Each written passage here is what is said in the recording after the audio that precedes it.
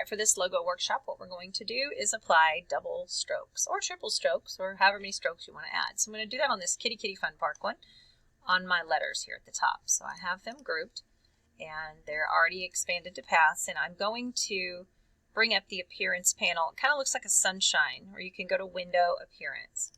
The appearance panel has strokes and fills, and yours may not have any of this. It kind of depends on what you had in there, but I can delete them to show you what it looks like sometimes before there's anything in. So if there's nothing in here, doesn't mean you did anything wrong. It just may mean that there's nothing in here yet, right? So at the bottom, you're going to see a button for adding a new stroke or adding a new fill. So adding a new fill would be the inside color, of course, the same thing that we do here when we set a fill. Right, that's a fill. Oops.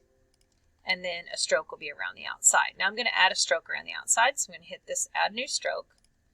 That's going to put your fill on here, and of course my fill is already black, but I'll put it in there anyways.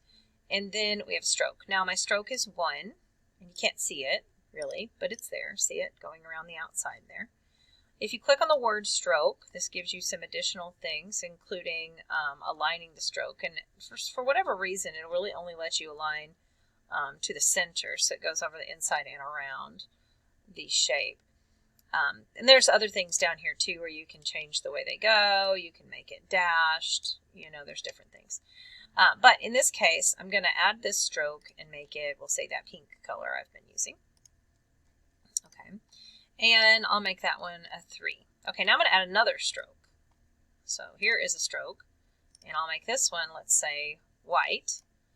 And we can't see it initially, but once I make it bigger than the 3, notice it's in there. And it's going around the inside and the outside of the current stroke. Kind of hard to see, but if you look carefully, see there's white.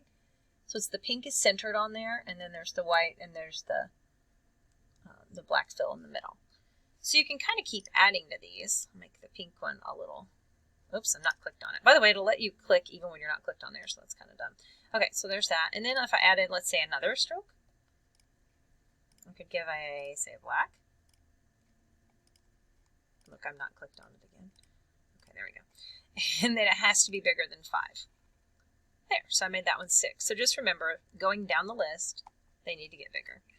And there we go. Now I have multiple strokes. So that gives you kind of another different look that you can go. Now that might be a little too much with what I have going on here.